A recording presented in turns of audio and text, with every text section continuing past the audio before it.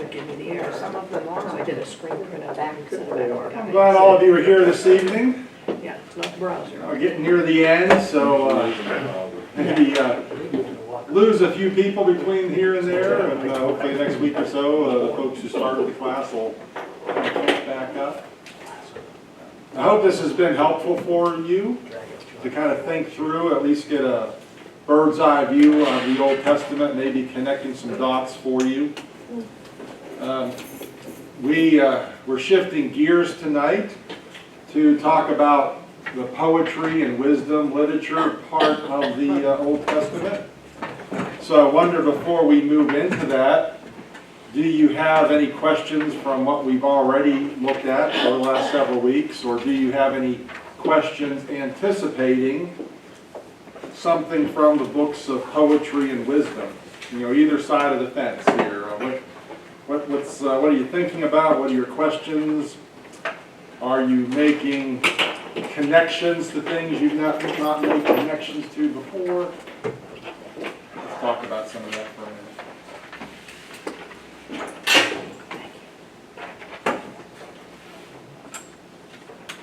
Is the story of Job, did that really happen, or is it just poetry? Good question.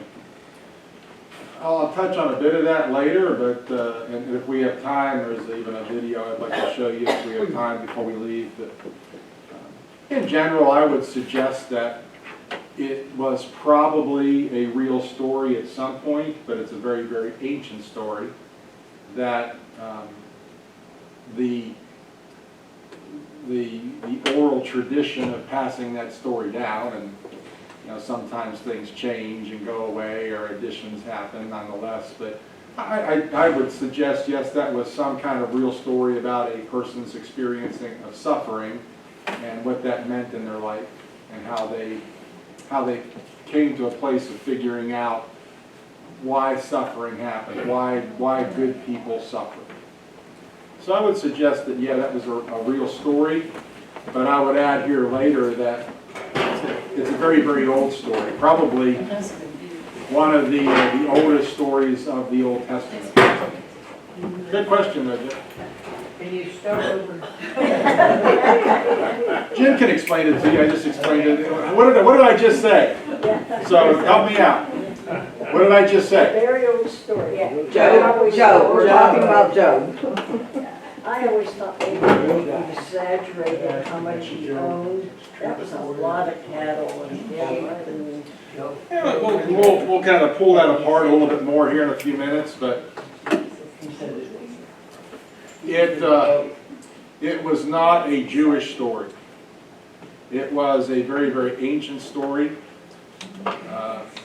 from a place that we've already been learning about, Mesopotamia, the cradle of life, if you will. So my theory on this is that Moses, when he escaped Egypt after he had killed the guard and had to flee into Midian, Midian is not too far from northern Arabia, Mesopotamia, where the story of Job originated from. And so perhaps if it is a more ancient story, perhaps Moses had become accustomed to that story, living in that period, that place and period of time in which he lived, and hearing that story, he took that story, and whether or not he adapted it all, I don't know, but he may have taken that story and wrote it down so that the Israelites, who had experienced all those years of suffering in their slavery, could make some connection points. So that's one of the theories behind Job. The reason it's poetry and/or wisdom literature is simply the way that when you look at these books of poetry, and like the Psalms or Proverbs and some of the places in Job, you know, it's written differently in our Bibles. It looks different than just a narrative, and so that's most Israelite poetry didn't rhyme, you know. But the way that it was composed is a very lyrical sort of thing. So there are some places in Job, and the reason it's in that poetry, wisdom, literature kind of genre You can sing it. is because of the conversations that happened. They were very poetic, and we'll talk a little bit more about that in a few minutes. But good question.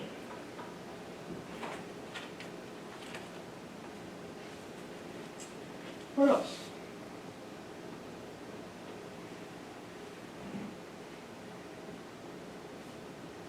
Any big aha moments so far through the Old Testament? To me, it's always a measurement of learning. If we have this, aha, I get it, kind of thing. I liked last week when you talked about how the Ark of the Covenant and, you know, how they sacrificed one lamb for everybody for that year and then brought into Christ into that picture. That was my aha moment. So is that new for you? Yeah, I had never heard that. Putting Okay. Christ Yeah, in yeah, that- the ark. Okay. All right, Yeah. good. Yeah, That's good. that was exciting. And remember, I said this phrase earlier, and just to reiterate it for us. In the Old Testament, Christ is concealed. In the New Testament, let me say it this way, I'm not saying it correctly. In the Old Testament, the New Testament is concealed. In the New Testament, the Old Testament is revealed. So, you know, it's that deep connection between the consistency of the covenant. God doesn't change between the Old Testament and the New Testament. Some suggest he did, that God all of a sudden went from being very wrathful to all of a sudden being very loving. I would argue that we don't see a change in God. What we see happening is God's final answer in Christ to act as that Passover lamb, that sacrificial lamb for the redemption of sin. And that was that the connection between the wrath of God and the love of God. That the only way that God's wrath over sin could be atoned for was through the sacrifice of the Son. And that then opens up Jesus reveals the character and nature of God himself. And so in Christ, we see the consistent nature of God from Old to New Testament. Good, I'm glad you had those aha kind of moments. Very good.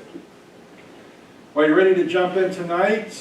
We're starting to land the airplane. Just 2 more sessions left after tonight, and those last 2 sessions we'll spend time among the prophets of the Old Testament. So, where are we here on our chart? So, this is from Genesis to Nehemiah is the historical era. Moses writing Genesis and compiling all that had happened perhaps eons before Moses, but writing it down about 2000 BC, through David, which was around 1000 BC, to Nehemiah and Ezra returning to Jerusalem and rebuilding the temple and the city, around 400 BC. The next thing after Nehemiah that we see happening is the start of the New Testament. So this comprises about 2,000 years of ancient history. And the books of poetry and the wisdom literature that we're going to look at briefly tonight are not part of the historical timeline. They occurred within the narrative itself. So, for instance, here's David, the story of David happening in 1st, 2nd Samuel, and 1st Chronicles. Here's David, who comprised much of the Psalms, not all of them, but many of the Psalms. And then his son Solomon, comprising some of Proverbs and we believe Ecclesiastes and the Song of Solomon here. But you notice this timeline puts Job way back here. That kind of confirms the idea of the ancient history of that story, even before it may have been written down if Moses did so. Some other scholars believe that Job was written down here somewhere, kind of later, that it was still perhaps an ancient story, but it was written back here somewhere, perhaps by Ezra or Nehemiah, or even potentially back here as part of what Solomon could have put together. But to describe the suffering of the Israelites while they were in Babylonian captivity, but that it doesn't hold as much water being written late, because the ideas of suffering that are communicated in the book of Job seem to, well, number one, there's no mention of anything about Israel or Yahweh in the book of Job, which suggests that it was written before Yahweh identified himself to Moses. If it had been written down here, it probably would have had more of a conversation about Yahweh and about perhaps some of the history of Israel itself. It's interesting when the name of God shows up in Job, it is Elohim, which is the first word, the first name, if you will, of God that appears in Genesis. Elohim.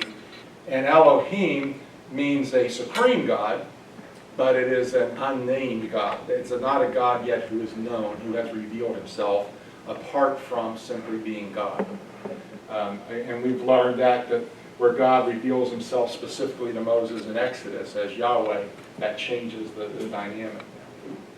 So, yeah, this, what we're going to look at tonight, the poetry, the wisdom literature, happened in the midst of the biblical story. It's not a point A to point B kind of timeline. So, there are 4 sections of the Old Testament. We've learned about this so far. There is the law, which comprises the first 5 books of the Bible, the Pentateuch. And the law, we've learned, kind of describe the moral life of God's people.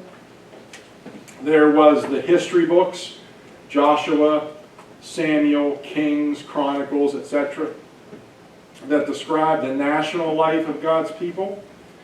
The third section of the Old Testament is the poetry and wisdom. And what we're going to look at tonight gives a glimpse into the spiritual life of God's people. And then the 4th section of the Old Testament is what we will conclude with over the next 2 weeks, the prophecy and the prophets. The idea, and I've used this word a couple of times, either poetry or perhaps more precisely wisdom literature. And the reason that things like Job and Psalms and Proverbs and Ecclesiastes and Song of Solomon is wisdom literature goes back to this idea of what the Israelites understood to be wisdom. Going as far back to understand that word, when they talked about this idea of wisdom, wisdom wasn't so much the amount of knowledge that you accumulated, but how you used what you had in terms of being very skillful at living your life. Living your life in ways that produced good things, and more good things than bad things. And so when we talk about wisdom in the Old Testament as a skill, it was kind of being good at life, like a crafter is good, crafting wood or metal or something like that. You're making something. You're putting it together. One of the earliest places in the Old Testament where you see this kind of connection between wisdom and skill is when God gave Moses the instructions for building the tabernacle and the ark and all of those kinds of things. That Moses chose people who were filled with the Spirit, which is interesting because one of the first times that phrase is used, filled with the Spirit, but they were wise in how they were making things. So the people who crafted the ornaments for the tabernacle or made the tabernacle itself or crafted the wood for the tabernacle. They were wise. They were skillful in what they did. So this idea of wisdom, as we look at it through these 5 books, the idea of wisdom is having a skill for life. To be able to move through your life producing good things. And we'll talk about how that plays out and what that means in terms of wisdom for us. It's interesting that, and I already spoke about this with Job, but the Israelites, when they were writing this wisdom literature and this poetry over the course of 1,000+ years, they were influenced by the Egyptians and the Mesopotamians. And so that's why there's that suggestion that Job is that ancient story. But while the Israelites were in Egypt, they were influenced by the poetry of the Egyptians. And so while we can't really see it in our English Bibles, if we were skilled enough to understand Hebrew, one of the things you would see is that, as I said earlier, their poetry doesn't rhyme, but their poetry is sort of very lyrical and describes life and God's character and our response to God's character. So this Israelite poetry was influenced by the people around them. They used things that they had seen and read, and they talked about their own faith in God through that. And then this Israelite poetry, archaeologists and scholars discovered later on that this Israelite poetry actually influenced the Canaanites, kind of the enemy of Israel in the Old Testament, and what the Israelites were writing, and the style of poetry and the themes and the meter of their poetry actually was influencing other cultures. And so it's kind of neat to see how all this is connected together. It wasn't something like, oh, this is just the Israelite stuff, the Old Testament stuff. No, it was influenced, and it influenced other cultures. Wisdom literature, again, this whole idea of wisdom was the way of coping with the reality of life. So their poetry, the stuff that we're looking at, was how they expressed what was happening to them and how they coped with the stuff that was happening to them. How they coped with their enemies, how they coped with their own questions of morality, how they coped with sin, how they coped with joy, how they coped with celebration. And so what this wisdom literature kind of expresses is how do I live as a human being following God? And how do I cope with this life that, as we'll see tonight, can kind of feel like it's just a vapor, that it has no meaning, that there's uncertainty. How do I cope with all that? And how do I gain a mastery over life?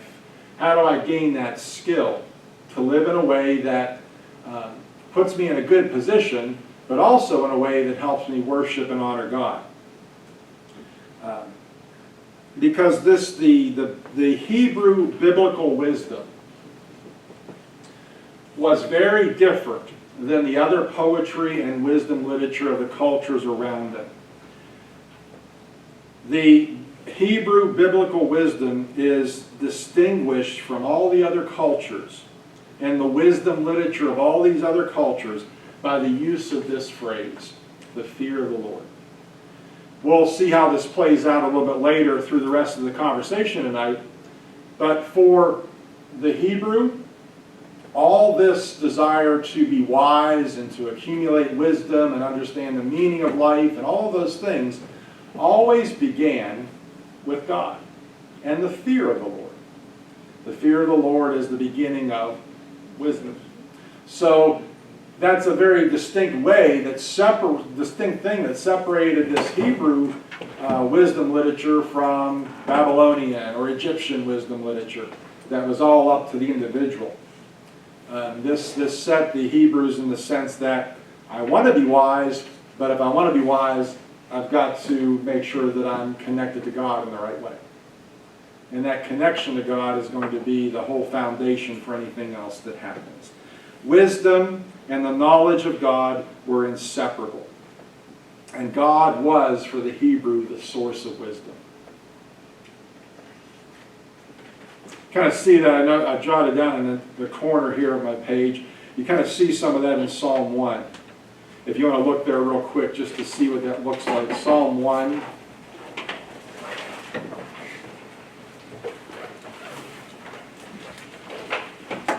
And in fact, the first section of Psalms describe the whole idea of the beginning of humanity and who humanity is. And so the psalmist here really describes this sense that wisdom begins with God, and if it's not beginning with God, well then it's faulty wisdom.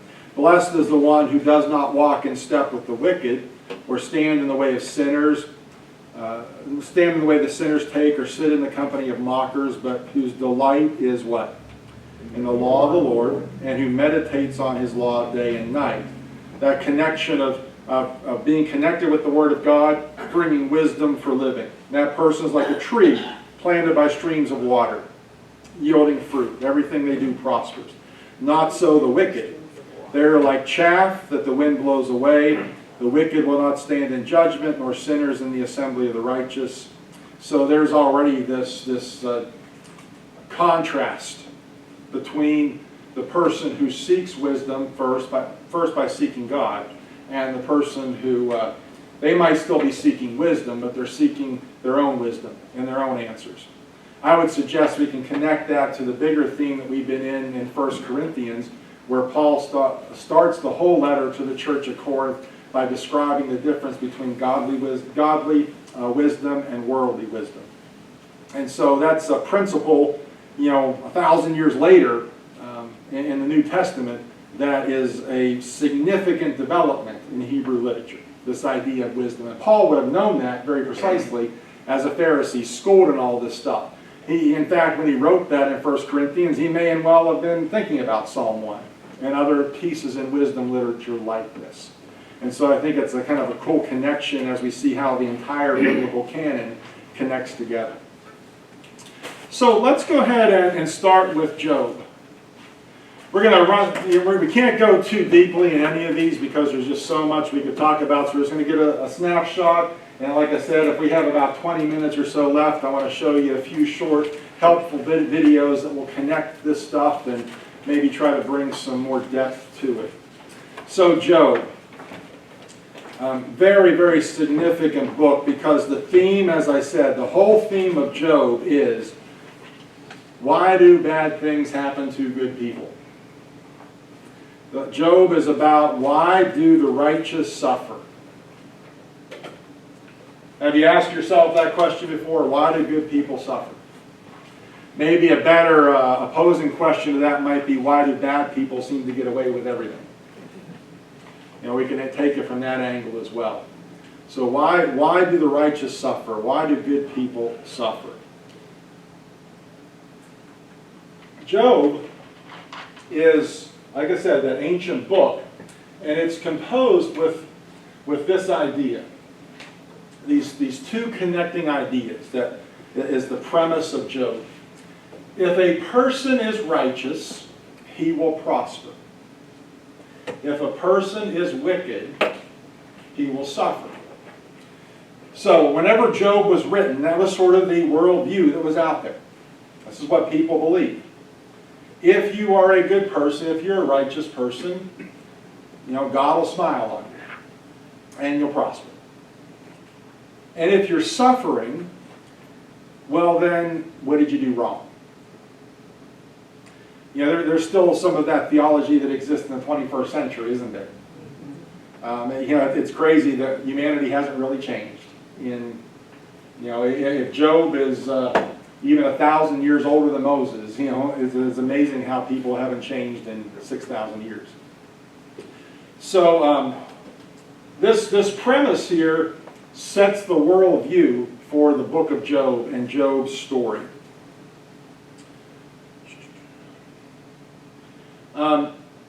Why is pain and suffering allowed? And what is the purpose of pain and suffering? We still have the same questions now. And Job, the book of Job, seeks to answer, what do you do?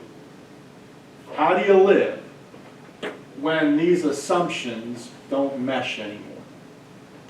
What do you do when your world is flipped on its head?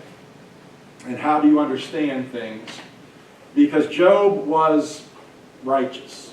Job, by any accounts, was good, probably somebody who minded his own business, and up until the point his suffering began, everybody looked at Job and said, he must be righteous because look how much stuff he has. Look how well off he is. And so nobody questioned his righteousness. So what happens when that gets toppled over? When you step back and say, even in our own experience, what did I do to deserve this? Which is a fair question that many of us can ask. Job has an impeccable reputation. In fact, Job, as it's divided up, the first chapter, 2 chapters, this prologue, kind of is sort of a narrator, if you will, kind of setting the scene for what's going to happen with Job and the story of Job. And in chapter 1, we see that he was impeccable. Verse 1, in the land of Uz there lived a man whose name was Job. This man was blameless and upright. He feared God and shunned evil. So right from the get-go, there's this very clear sense that according to this worldview, what happens next to Job was not Job's fault. It seems to be the premise that is laid out there. But then if you're just remotely familiar with his story, you know that something happens. We'll talk about what happens. But something happens and he's afflicted all of a sudden. He loses everything. He loses his property, loses his wealth, loses his family, he loses his health. Everything goes away. Now here's the thing about Job. When we get down to verse 21, one of the things we discover about Job that still suggests this is a righteous person, we get to verse 21, and it says, in all of this suffering, in all of this affliction, Job did not sin by charging God with wrongdoing. In other words, Job didn't blame God. Through all this is happening, never crossed his mind, never came off of his lips. Which then makes us ask the question, well, if he's still not sinning, then why did this happen? Why are the righteous suffering? So as Job loses everything, he's sitting here, naked I came from my mother's womb, naked I will depart. The Lord gave, the Lord has taken away. May the name of the Lord be praised. He's sitting there praising God, still trying to figure out what's happening. We see in these opening chapters well, do I want to get there yet? Let me see if I want to. Yeah, I'll mention it, but then I'll go back and say some more about this because I want you to see how this flows. In the opening chapters, particularly in chapter 1 and chapter 2, what this story shows us is that it's not Job who's on trial for something he did that caused his suffering. Believe it or not, the story of Job is actually God on trial for God's character and God's nature.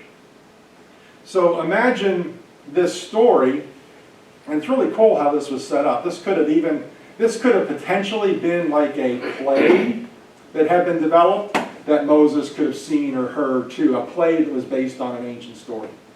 But imagine this play taking place and the curtain opens and this first scene introduces Job, but it also introduces God and this heavenly court and this Satan, this prosecuting attorney, if you will, who is trying to make this case against God. And Satan uses Job as this example. It's like, God, Job is only righteous because you've blessed him. You take away this blessing and you watch what Job does. He will curse you to your face and he will hate you and disown you. And that kind of idea puts this whole story of Job now into motion. It's as if Satan, the Satan, is accusing God. Now notice how I used that language, Satan. I didn't say Satan. Satan. Now why did I say that? Because this, in this story, was not the character we think about as Satan. Satan in this Hebrew literature was an accuser. So while Satan is an accuser, I get all of that, but be careful of thinking that this is Satan himself. This, and the pronunciation is Satan. It was an accuser. Someone who wants to bring a charge against somebody else.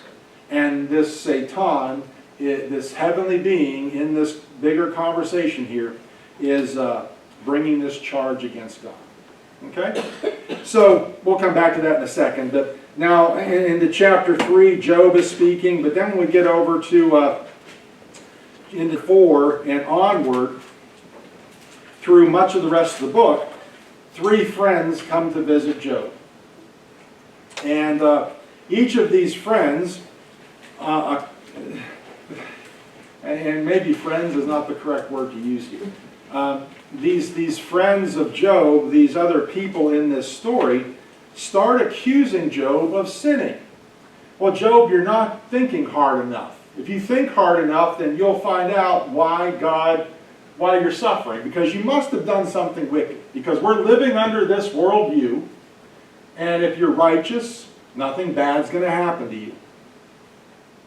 But even the smallest thing, Job, so work hard, think hard. You know, what's that, you know, what did you do that caused all this to suffer? So they start accusing Job and telling him, listen, you deserve this punishment. And Job continues to deny all of this.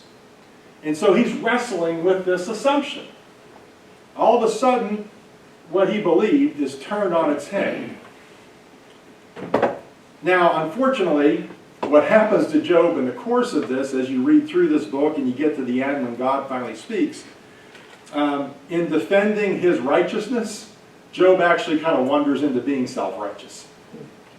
You know, it's like, you know, I am good. You know, well, you're right, God, why did you do this? I am a good person. I didn't deserve this. And so when we get to the end of Job, there's that thing that he does need to confess. But this roller coaster of emotion and experience that he's going through here with his friends who is accusing him, and I didn't do anything wrong.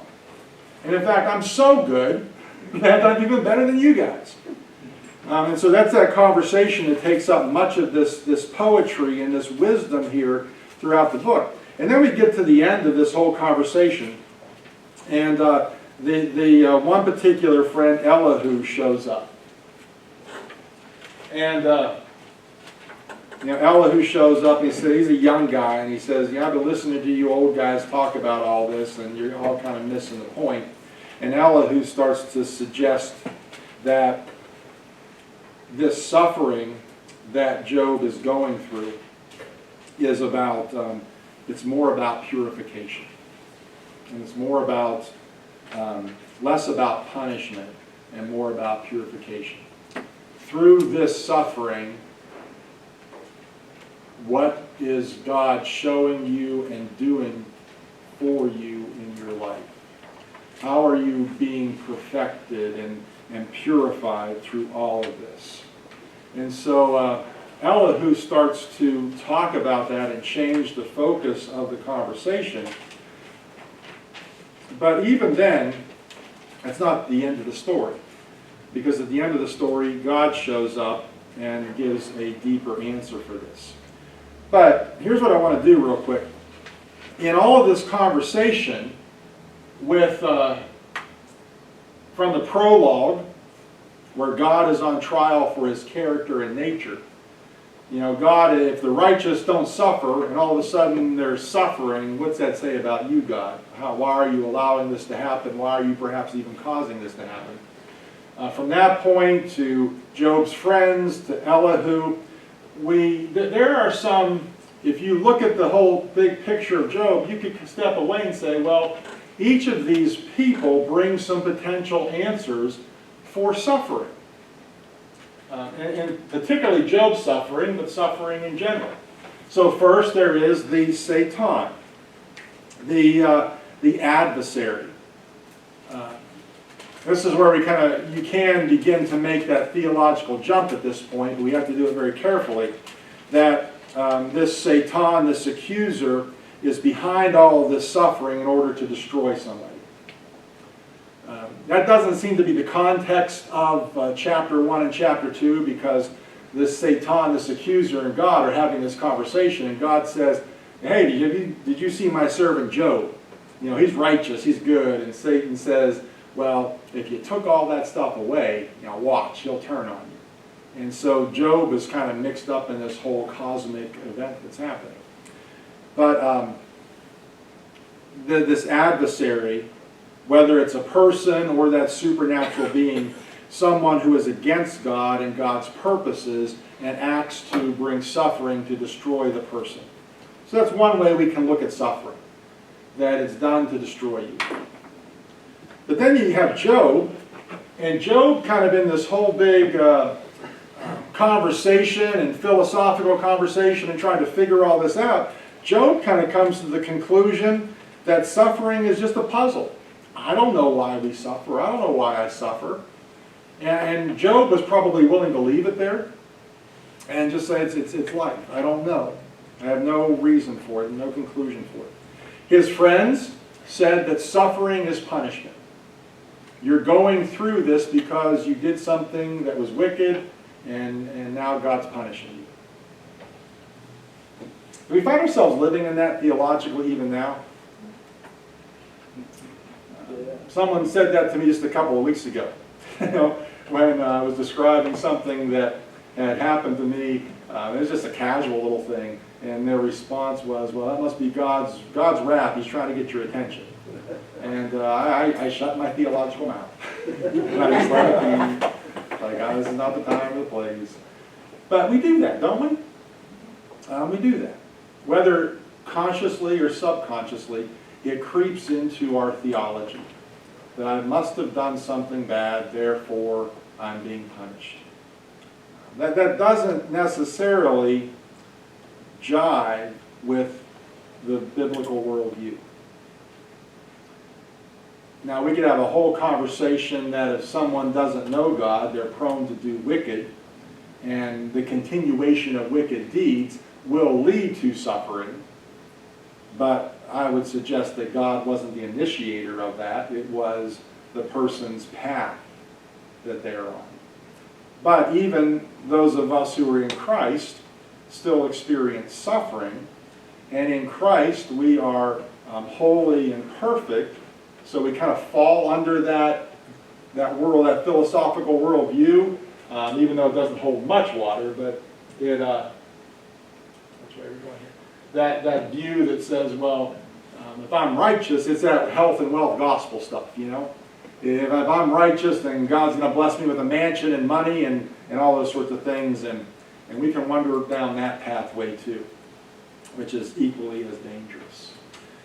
So what we can take from Job, even in our post-resurrection experience, is to ask ourselves, or to remind ourselves that suffering happens because we live in this fallen world that has not been completely redeemed yet. So how do I respond to suffering? And what am I willing to learn through the suffering? And how do I still celebrate God's sovereignty through all of this? So Job helps us ask some important questions. And then lastly here, Elihu says that suffering purifies. That's why you're suffering, Job. You're suffering for purification, for perfection. That's not too far removed from what God says in the last couple of chapters here to Job. So there's that connection in these speakers that get you closer to God's response to this. So God then finally, in the last piece of Job, God finally speaks into Job's experience. You know, it's like, okay, you've heard from these folks, now let me tell you. Let me speak into this almost in a supernatural way. Chapter 38 in Job. Chapter 38 says, Then the Lord spoke to Job out of the storm. And one of the things that we see immediately about how God speaks and what God says in these following few chapters is that God is saying, listen, Job, who's in charge? Are you in charge, Job? Are you the one who spoke and things were created? Are you the one who, verse 4, where were you when I laid the earth's foundations? Who marked off its dimensions? Surely you know. You seem to have all the answers, Job. Well, you tell me. Verse 8 in chapter 38, who shut up the sea behind doors while it burst forth from the womb? When I made the clouds its garments and wrapped it in thick darkness. See, God's saying, you know, I am creator. I am sovereign. I am wise. I have a reason for all things. So Job, who are you? Who are you to suggest that I don't know what I'm doing and I'm wrong? And in these last few chapters, God's conversation to Job is suffering has a purpose. And certainly it's about purifying and perfecting someone, but suffering has a purpose. And while suffering will come on every single one of us in different ways, how do we, particularly as Jesus followers, respond to suffering? Do we curse God and die?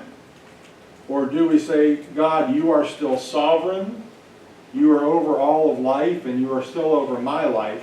I don't really like what I'm going through, but God, how will you use and redeem this suffering for your glory? And allow me to have perhaps if you will, allow me to have a story through this suffering. And again, as I said earlier, in all of this, God is on trial. God's being accused of not being fair and just. And at the end of the story, God is saying, I'm sovereign, and I have a plan, and I have a purpose. Who are you to accuse me? And that's a huge act of faith, because particularly, I would say in all this period of time, but perhaps maybe even more particularly in our period of time, we want to know why. And if God doesn't heal me, if God doesn't tell me why, well then that gives me just that little ounce of whatever it is that I needed to just walk away from it all. And then we do what Job did, or what Job was counseled to do. Just curse God and die. That's what his friends told him. And that's tempting for us. And so we have to ask ourselves that kind of question on this side of the cross. How do I respond to what's happening?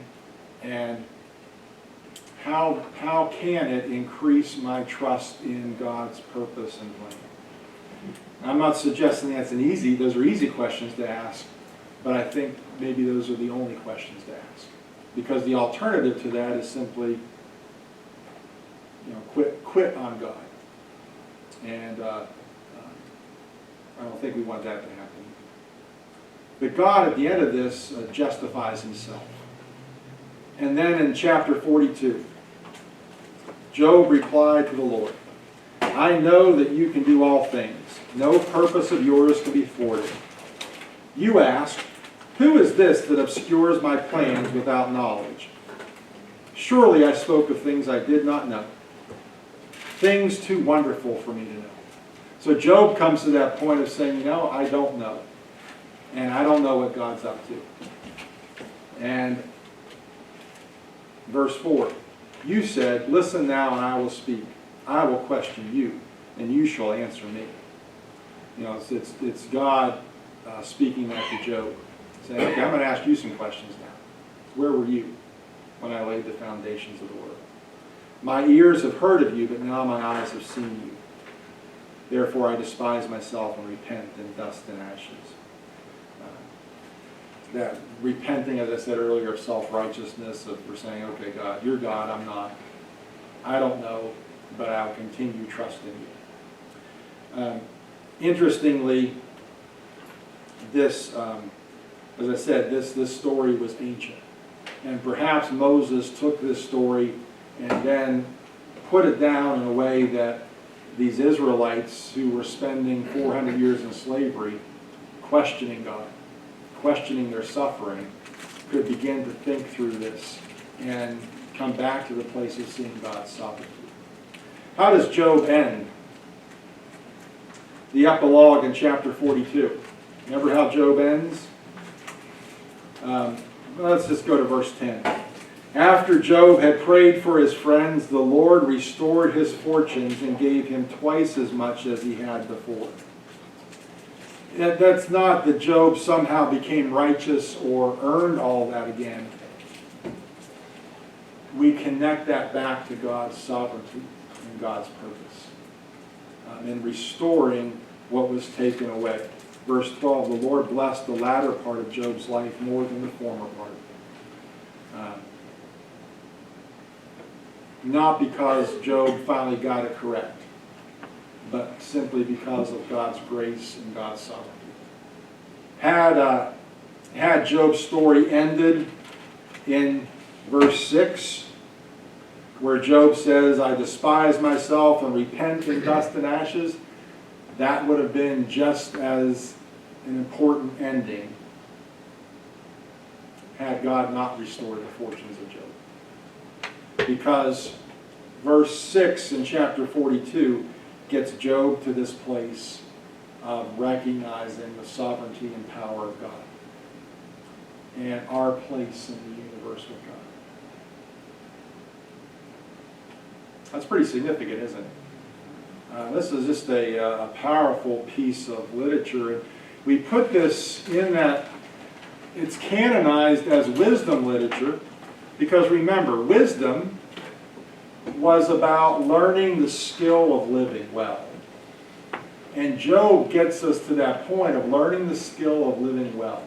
That God's in charge and God can do whatever he wants to do. And my position is simply to worship that God, regardless of what happens to me.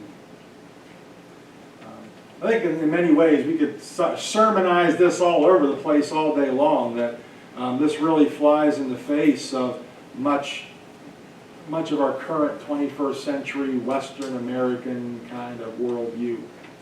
And so there's just so many great things to reflect on in Job about suffering and our response to suffering. And again, ancient story. I put this slide back up here to show you how old these ideas of wisdom are. Any quick questions there in Job? We're going to fly through the rest here, so I wanted to spend more time on Job. Any other questions or conversations about that?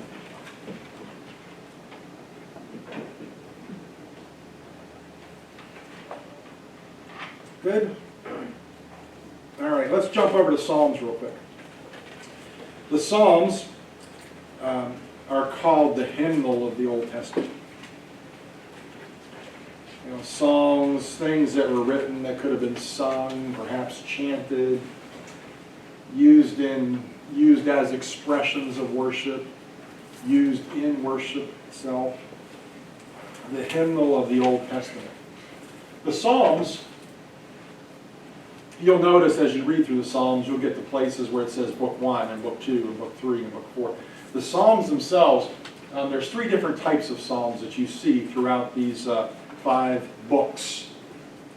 And the Psalms communicate either praise of God, they can communicate lament, pain, suffering, frustration, disappointment, and they can also communicate wisdom. How do you live life well? How do you develop the skill of living life well? There were, well, first of all, these Psalms, history suggests that the first 3 books of Psalms up through Psalm 89-ish are the most ancient ones.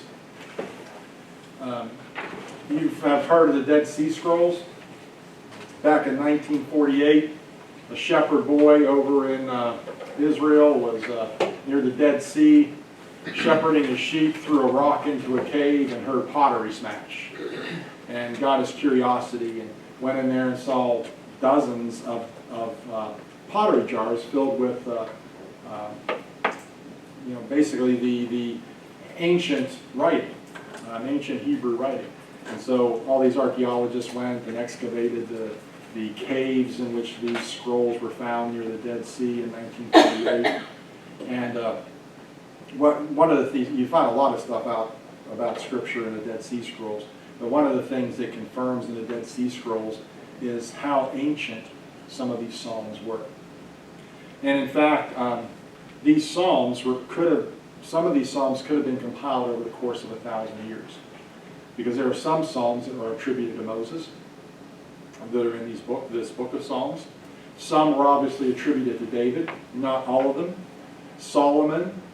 Some were attributed to Asaph, who was like David's musician. To the sons of Korah, to Haman and Ether. So some of the Psalms have descriptions. For instance, Psalm 1 doesn't have a description as to who wrote that. But Psalm 3 does. A psalm of David when he fled from his son Absalom. And so in your Bibles, some of your Bibles, depending on which translation you're using, some right under the psalm has who composed that piece of poetry and literature. But they weren't all written by David, and some of these may have been composed over the course of 1,000 years. So when you look at the Psalms, just to break this down real quick for you, if you've not noticed this before, the books, that should be Psalm 1 through 41, I'm sorry, Psalm 1 through 41, these Psalms are primarily about humanity and creation. For instance, Psalm 1 kind of gives us that hint right out of the gate about between wise and righteous and wicked and unwise. And that's also the first book of the Psalms. The second book of the Psalms, 42 through 72, generally are Psalms about Israel and their redemption, the Exodus story. Psalm 73 through 89, which comprises book 3 of the Psalms, are primarily about worship and temple life. So as you're even reading these, sometimes we like to read these devotionally.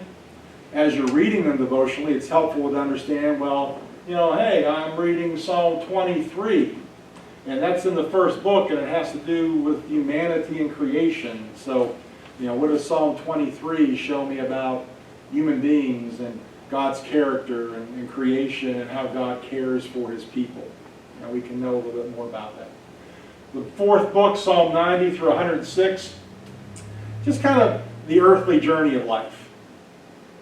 Some wisdom there. And then the fifth book, praise to God. And some pieces about God's word and God's faithfulness in there.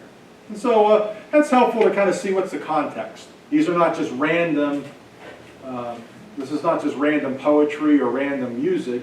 It had a reason. It was composed for a reason. All right. Like I said, I'm going through these as real quick, so if you want to stop me, stop me. Let's jump over to Proverbs.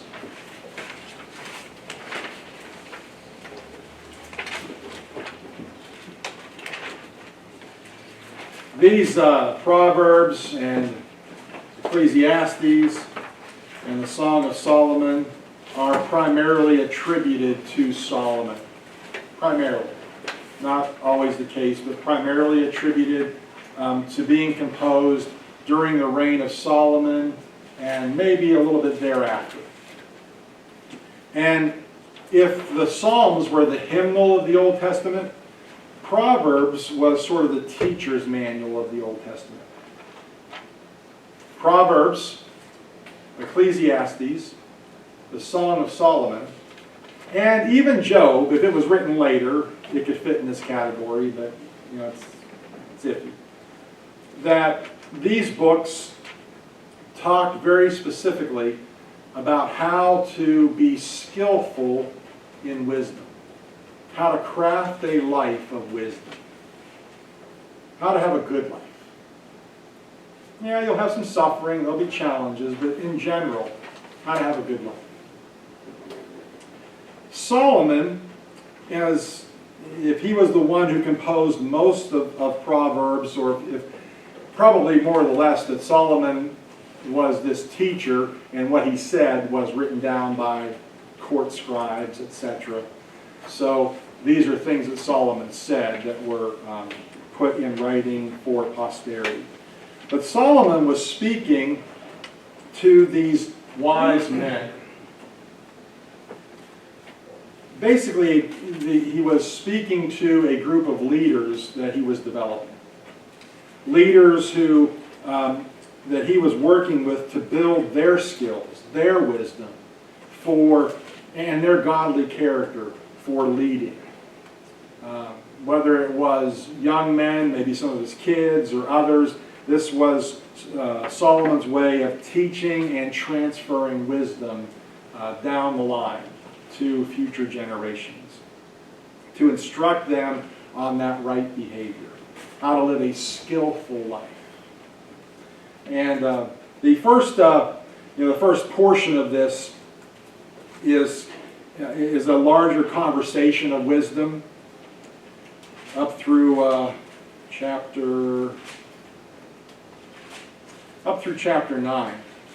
It's kind of Solomon's general conversations about wisdom.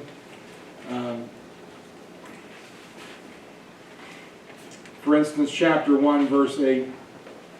Listen, my son, to your father's instruction, and do not forsake your mother's teaching.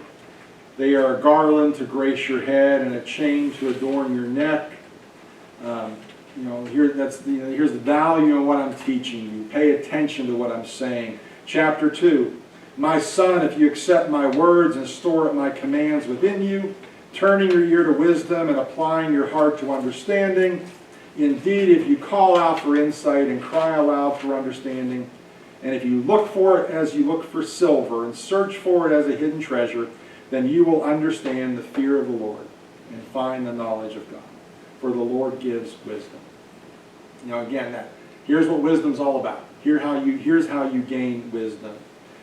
Chapter 4, get wisdom at any cost.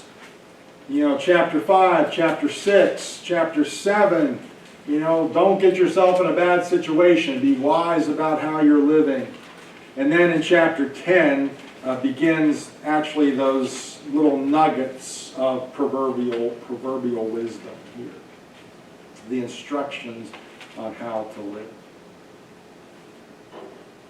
And then after Proverbs, we jump over to Ecclesiastes. We'll talk about this we should have enough time to show you this set of videos that'll go a little bit deeper for us in a fun way. But you want to listen to me drone on, a little more fun. But Proverbs is sort of the younger person. Now in Ecclesiastes, it's sort of the middle age. It's slightly older. You know how you get. You're 25, you're bright-eyed and bushy-tailed, you're ready to take on the world. You got all the answers, all that kind of stuff. And about 50, you realize, there's a lot of things happening. Ecclesiastes is sort of that older Solomon, potentially. Ecclesiastes is still the preacher, still the teacher. The words of the teacher, son of David, king in Jerusalem. There's this connection back to Solomon. And the first thing he says in chapter 1, verse 2, everything is meaningless. I feel like that some days. Everything's meaningless. What do people gain from their labor? People come and go, people die. What's it all matter to begin with? What is the big question of Ecclesiastes is, what is the satisfaction of life? What's the satisfaction of life? What's it all about? Job was kind of wrestling with that, right? Why am I suffering? What's this all about? Solomon's asking a very similar question. And he's asking it from a place of wealth and prestige and education. If this was Solomon, he had it all. And he's still saying, Totally meaningless. There's no satisfaction. It's almost as if Solomon has these regrets later in life. That, decisions he had made coming back to haunt him. He's trying to find peace and happiness, and he really comes to this conclusion that everything is meaningless. Chapter 3, he talks about a time to be born, a time to live, a time to die, kind of just those rhythms of life that we all go through, the monotony of life. And what are we gaining from all this? What's it all matter in the first place? Advancement is meaningless. Riches are meaningless.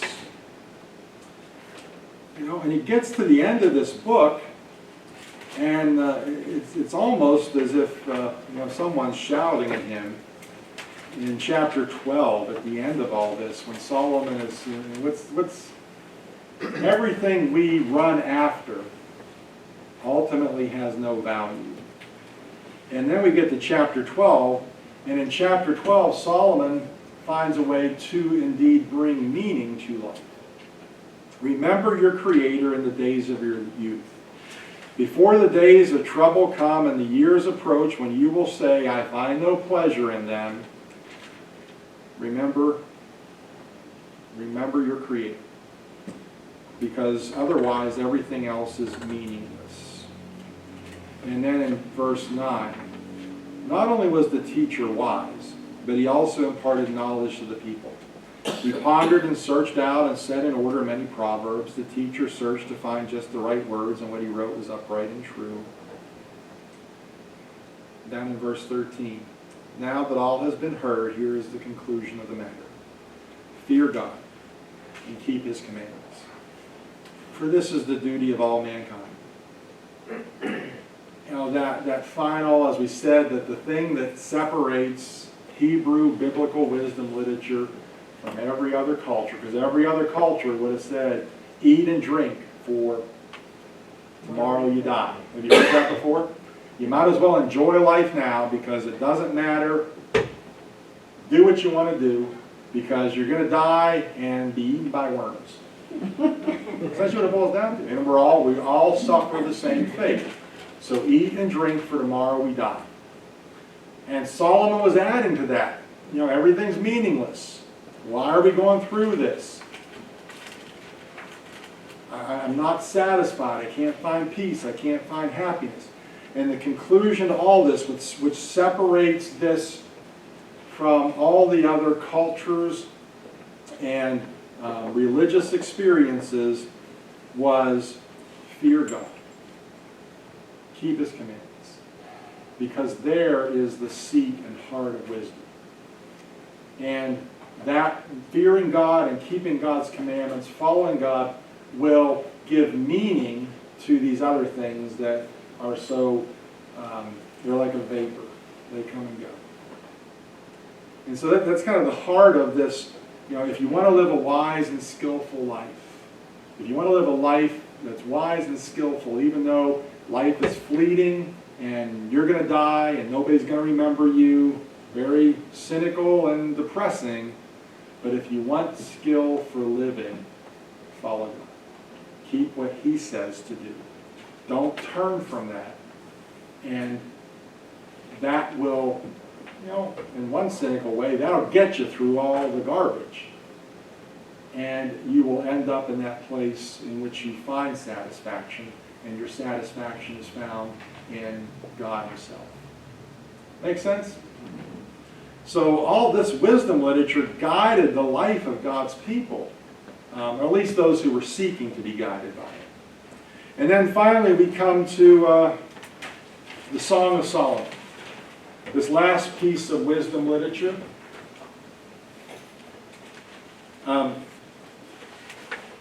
Given to the authorship of Solomon, the first verse says Solomon's Song of Songs. Solomon's great poetry, this great love story here. Song of Songs is Song of Songs, or the Song of Solomon. Some of your Bibles might designate it differently. Is a love story. And potentially, it's a love story between Solomon and his Shulamite bride. Chapter 6, verse 13.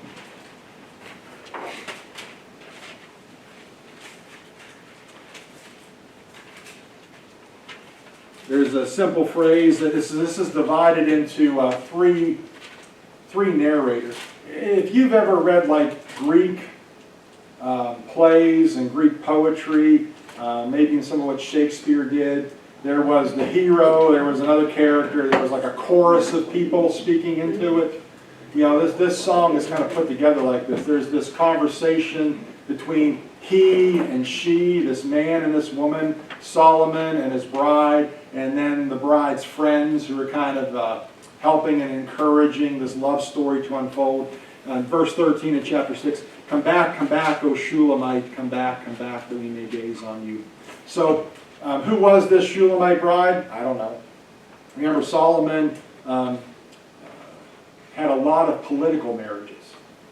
And there's this assumption taking place here that whoever this Shulamite bride was more than a political marriage. This was a real love story between Solomon and this woman. And it becomes poetry and wisdom literature about deep love for each other, more than a political alliance. There are three ways that we could interpret the Song of Solomon. We can interpret literally that this was a simple love story between Solomon and his bride. It's romantic, deep, committed love in this marriage. And it would be right. I mean, we could just take it as that literal love story. There's also a sense that there's allegory happening here.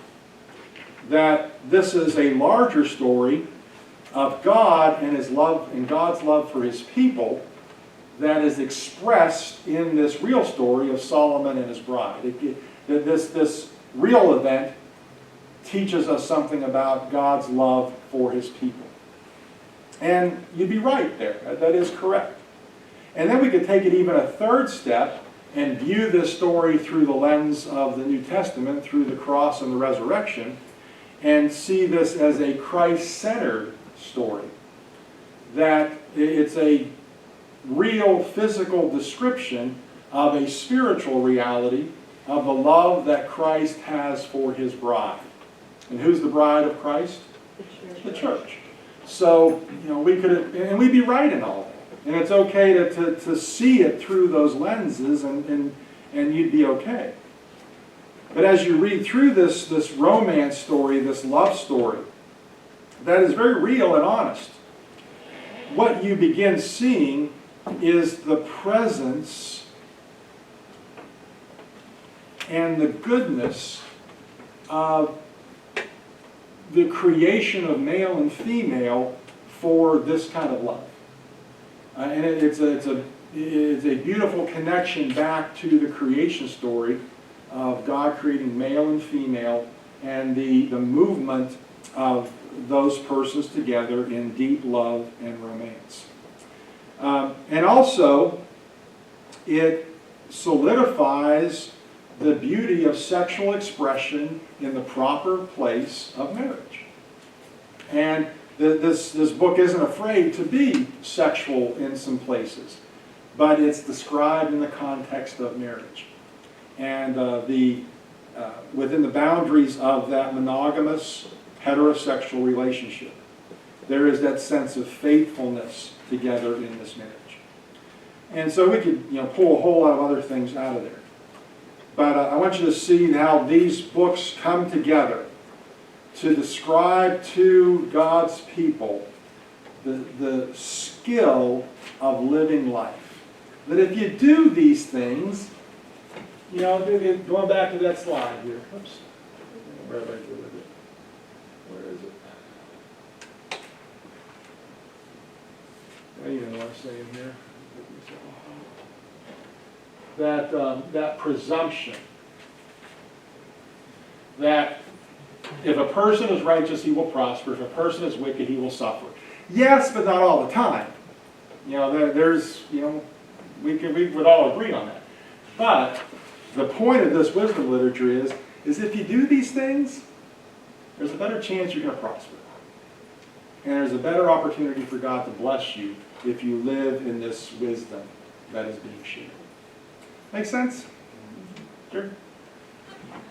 Could you say that a good life requires some suffering? I think we can make that case from all of this, that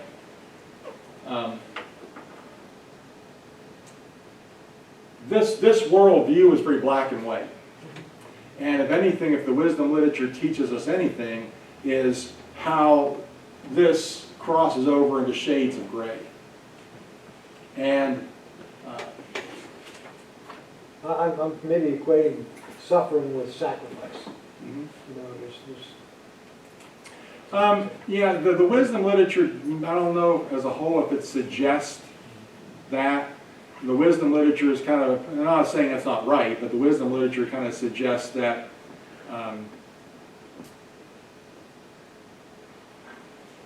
that suffering happens to you rather than something you give up and then therefore leads to suffering. Does that make sense? I don't know if I'm saying that the right way I want to say it, but go a little bit further there. Help me out. well, in Proverbs, I see a lot of that. Mm-hmm. Yeah. But in Job, of course, it's all about suffering. Mm-hmm. And if they're both supposed to give us a message, you know, it's hard to figure out how they fit together. You know, at least it's far hard for me anyway. Mm-hmm. But yeah, I see sacrifice as part of what Jesus tells us to do too, and that's closer to suffering than it is to this. You know. Right. There is the choice of doing something that very well potentially would lead to some kind of suffering. Yeah, and there's no benefit. Yeah. There's no way to prosper a lot of times from sacrifice. Yeah. And I haven't thought through that enough, but there's probably two streams of that conversation of suffering, that the wisdom literature's approach to suffering versus the cruciform life of suffering. That would be a good study to think about. Yeah, good. Yeah, and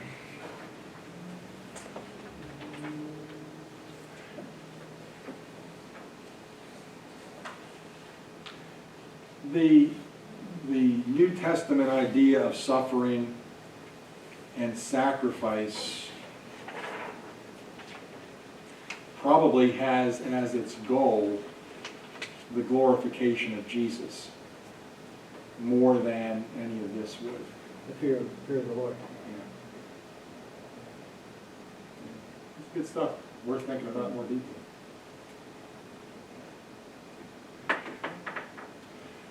Let me, you might go over just a few minutes, so if you have to leave, please do. But I think it would be helpful, if we still have internet access, I want to show you these three videos. They go together, so I want to try to show them all together here. This, again, is the Bible Project. You've seen their work before. But they do a great job of connecting. There are three books in the Bible that have come to be called the wisdom literature: Proverbs, Ecclesiastes, and Job. And all these books are addressing the same set of questions. What kind of world are we living in? And what does it look like to live well in this world? So, how to be good at life. Yeah. So each of these books tackles these questions from a unique perspective, and it's important to understand all of them to get a fully biblical perspective on the good life. So as a thought experiment, you could actually imagine each of these books as a person.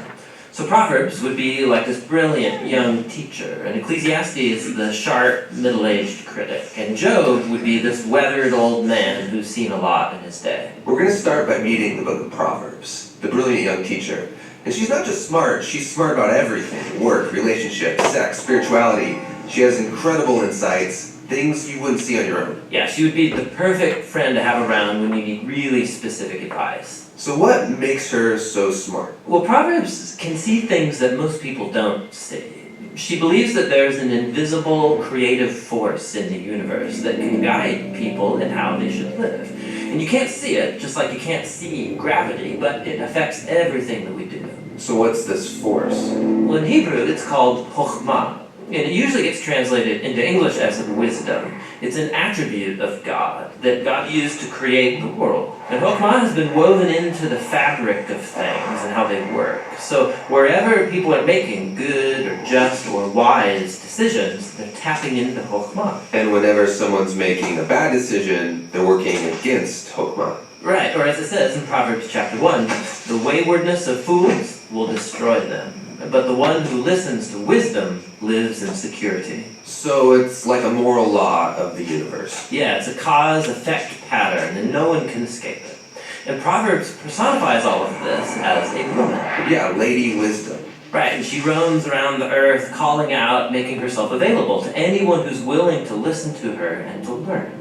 Which leads to the second thing Proverbs believes, that anyone can access and interact with wisdom and use it to make a beautiful life for yourself or for others. You can create with it like a designer. Yes, in fact, chokhmah in Hebrew isn't simply intellectual knowledge. The word is also used to describe a skilled artisan who excels at their craft, like woodworking or stonemasonry.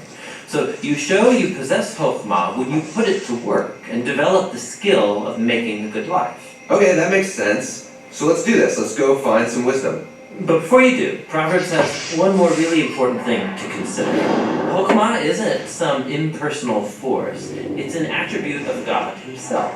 And so in Hebrew thought, your journey to becoming wise has to begin with what Proverbs calls the fear of the Lord. It's this healthy respect for God's definition of good and evil. And true wisdom means learning those boundary lines and not crossing them. Now, all those ideas you just unpacked are in chapters 1 through 9 in Proverbs. But when I think of the book of Proverbs, I think of the collection of sayings, the Proverbs themselves. Tell me about those. Yeah, those are what you find in chapters 10 on to the end of the book. It's a collection of hundreds and hundreds of proverbs about any and all aspects of life. And chokhmah gets applied to them, resulting in this wise guidance to help you find a path towards success, and no matter what you do. If I design my life with these sayings, life is going to be good.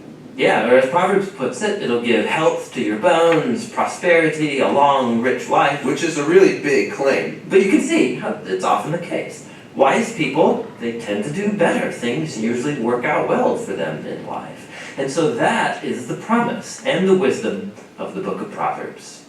The book of Proverbs is really beautiful, but if we take a step back, some people would argue it's a little too simplistic. Because sometimes horrible things happen to really wise people, and sometimes foolish people get rewarded. It doesn't always work the way we think it should work. That's right. Which is why we need to go and listen to our next wise friend, Ecclesiastes the critic. Because he's wrestled with that very problem, and he's going to push us further in our journey to find the good life.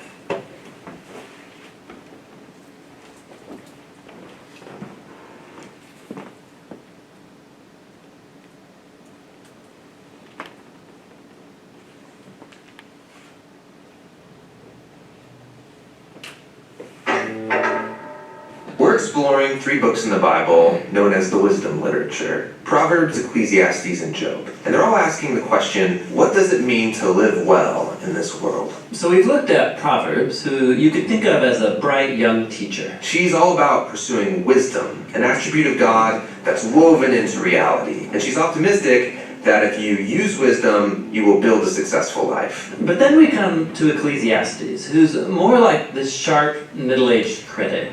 And he says, You think using wisdom will bring you success. You'd better think again, because life here under the sun is meaningless. And that's a phrase he uses a lot in this book. but to understand this book, we have to realize first that we're hearing 2 voices. So first there's the teacher, and we've been calling him the critic. He's the main voice in the book. But he is introduced to us by another figure, the author.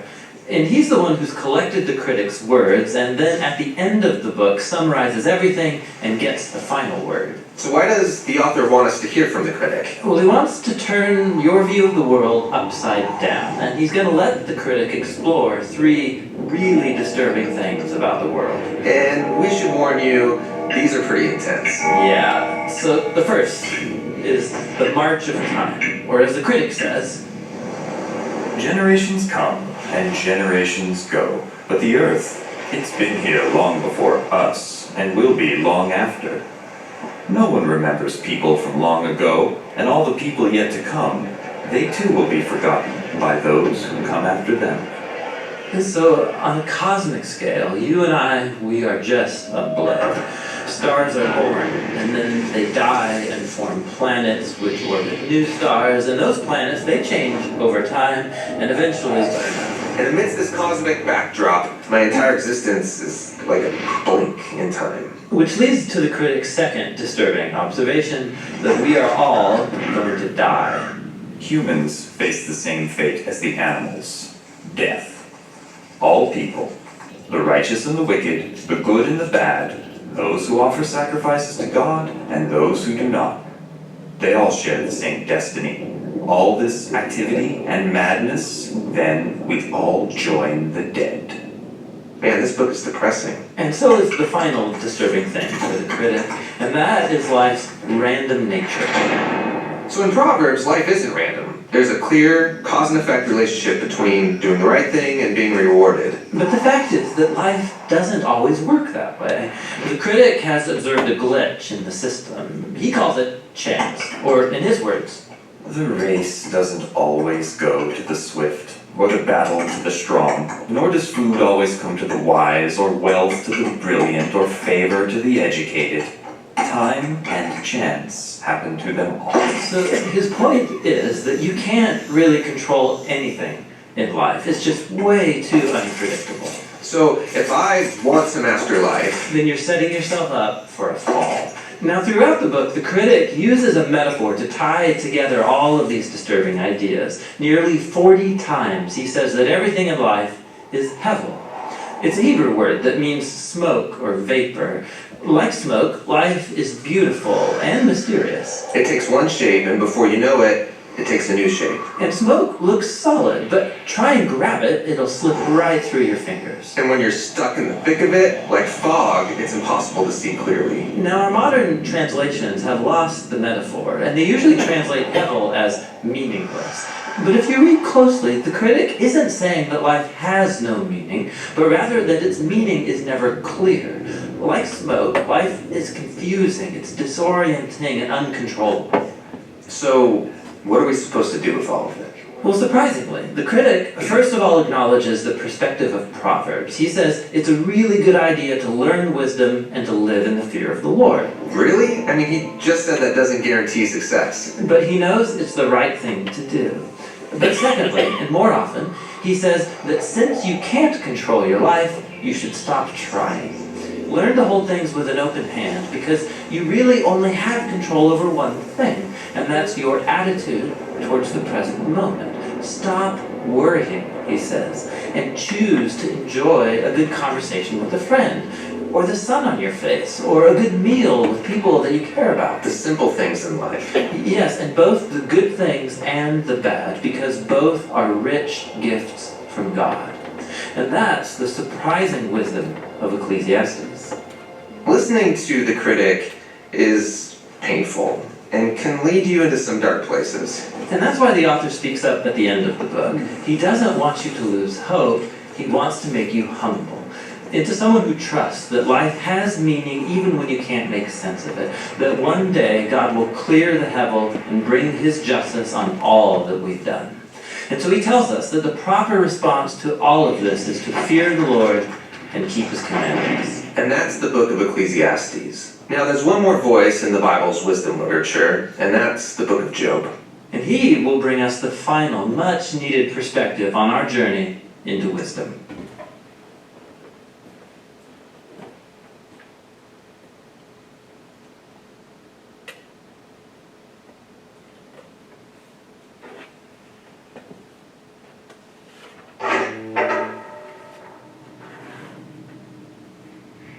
3 books in the Bible known as the wisdom literature: Proverbs, Ecclesiastes, and Job. The first, Proverbs, showed us that God is wise and just. Yeah, we learned that God has ordered the world so that it's fair. The righteous are rewarded, the wicked are punished.